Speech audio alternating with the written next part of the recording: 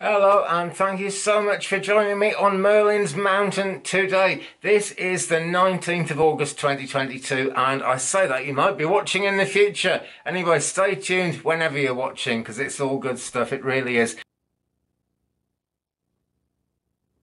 But the point of doing this video today is that the pre-shadow to Mercury retrograde is actually coming in on Saturday the 20th of August 2022. That pre-shadow begins in the sign of Virgo actually, and the full Mercury retrograde is in Libra. What is Mercury retrograde? Okay, and this will explain the pre-shadow a bit. Mercury, suppose it's going that way, and that's its normal way. It slows down and then it stops moving and then it comes backwards again for 2 or 3 weeks, really quite a while, and then it stations, and that's called a direct station when it's ready to start going forward again. But before any of that happens, we have a pre-shadow, which is actually starting on the 20th of September, and that's when Mercury is slowing down before stopping. So we start to notice some of the effects of Mercury retrograde coming in then. And after Mercury goes direct, it's actually going to start going forward again very, very slowly, and it gathers speed, and that is the post-shadow or the after-shadow. And the thing about the after shadow is it's really quite positive because the worst effects of Mercury retrograde have then passed, and we start getting answers. We start seeing what the craziness of Mercury retrograde actually meant to us, what it was really all about. So that's always good to know. But we are coming into the third Mercury retrograde of 2022. Pre-shadow is in the sign of Virgo, August the 20th, and that's 9:09 p.m. 9 minutes past 9 p.m. Universal Time, 5:09 Eastern, 2:09 Pacific in the afternoon there. So that's when we're going to start feeling the first effect. And quite honestly, friends, I would use this time up to the actual proper beginning of Mercury retrograde, the Mercury retrograde station, which is on September the 10th. I would use this time to sort out anything to do with communication. Of course, that can be travel, it can be transport, it can be anything to do with communication. My phone went weird last night. I'm sure that was something to do with it. I've got to blame someone, haven't I? But, you know, sort out anything. It could be buying a pen, it could be writing a letter. Try and get that done before we actually get into Mercury retrograde proper, whatever you do. So this retrograde goes from, Mercury starts within 8 degrees and 55 minutes of the constellation of Libra on September the 10th. That's going to be 3:38 a.m. UTC, Universal Time. In other words, 11:38 p.m. Eastern Daylight Time, 8:38 p.m. Pacific Daylight Time on September the 9th.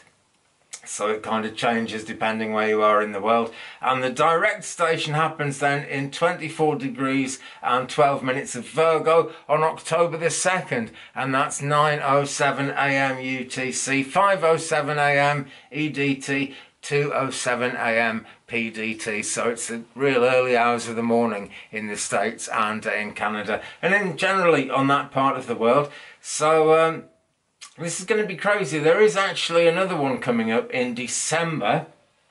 So this sort of retrograde cycle will keep us going.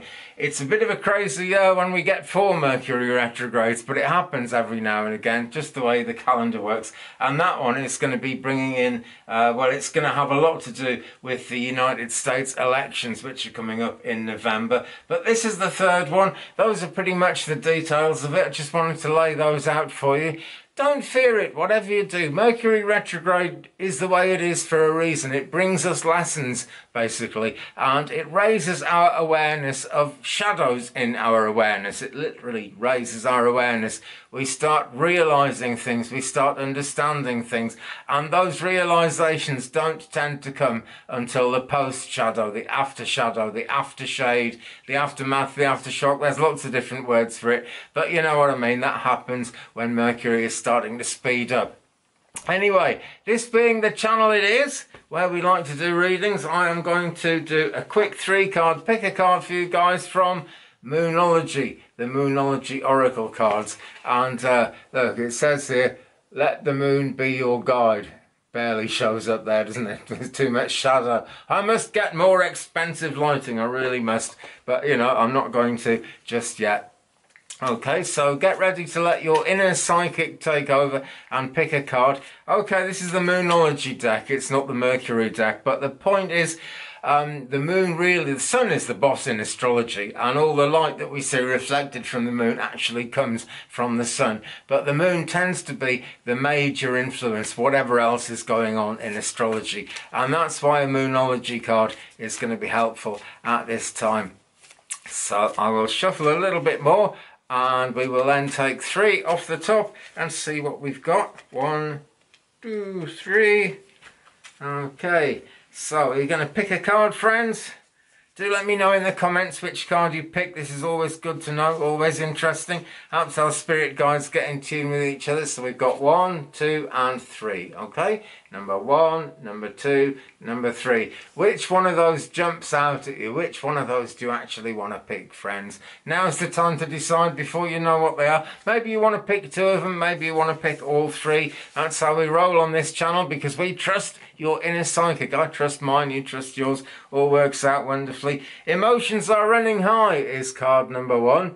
And that is the supermoon card. So a great deal going on. This could be quite a rocky ride for you, actually. A bit of a rough ride for you through this Mercury retrograde if you actually pick this card. But like I say, it's never anything to worry about, because it always actually brings us out on top in the end. It does cause problems. My cards have very often died, touching wood to hope it doesn't happen this time. My cards have very often died, or at least gone very expensively wrong during Mercury retrograde. But that isn't the card I picked, so I hope I'm okay there. But the thing is, everything's all right in the end. I mean, this goes on for a matter of weeks, you know. It goes on through the rest of September, but on actually Saturday, the 1st of October 2022, we get that direct station, and then we're into the after shadow, then we're into the understandings. So it's only a bit of a disturbance, really, from now until October. It sounds like a long time, but it's, you know, 3 or 4 weeks and it'll all be done. Card number 2. New moon in Aries. So we've got Aries energy singing out at us from this card, and the new moon, very much the opposite of a supermoon, isn't it? The new moon is when everything is at a lull in nature, everything is calm, everything we hope is going gently, and it says on this card, it's time to take action. And that's good advice if you're an Aries, but it's good advice whoever you are if you pick that card. That's the whole point of it. But if you're an Aries, it's time to kind of get things moving during this Mercury retrograde. I guess not actually physically moving around, because that would come into communication, and that would be rather crazy, wouldn't it? But it is time to take action, basically. And Aries are great at hanging on, very tenuous people, very capable people, and they actually have a lot of success because they don't tend to keep chopping and changing. So this is very steady energy, but be prepared. Keep as steady as you want to keep, friends. It's entirely up to you. It's your life, and these readings are always for you. But be ready to take some action in that Mercury retrograde time. Okay, that's what it's all about. And that brings us to card number 3, which is this one. A time to give rather than take.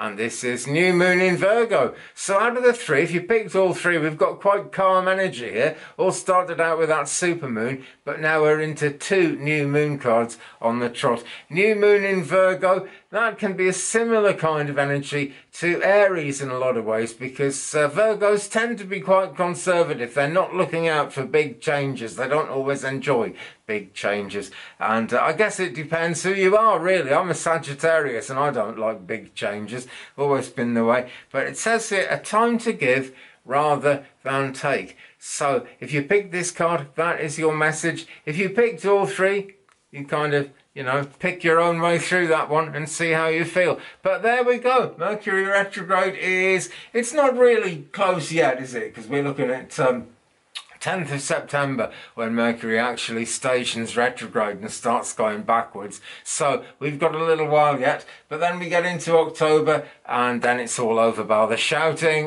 which is a great British expression, don't know if you know it. So then we shout at each other for a while and we get everything worked out. So that's going to be cool, yo. Thanks so much for watching today, friends. Like I say, do leave me a comment. Let me know which card you picked. Let me know how you feel about the whole thing. I'll be back soon with more readings, so please drop a like on this one if you've enjoyed it. Don't forget to hit the subscribe button. Whatever you do, more videos coming up all the time when the internet lets me, and it quite often does, actually. That's a bit more positive last few days. So we shall see what happens in Mercury retrograde. Meanwhile, friends, have a fantastic time ahead, and I'll see you again very soon in a future video. Love and light, blessings to you, and of course, peace.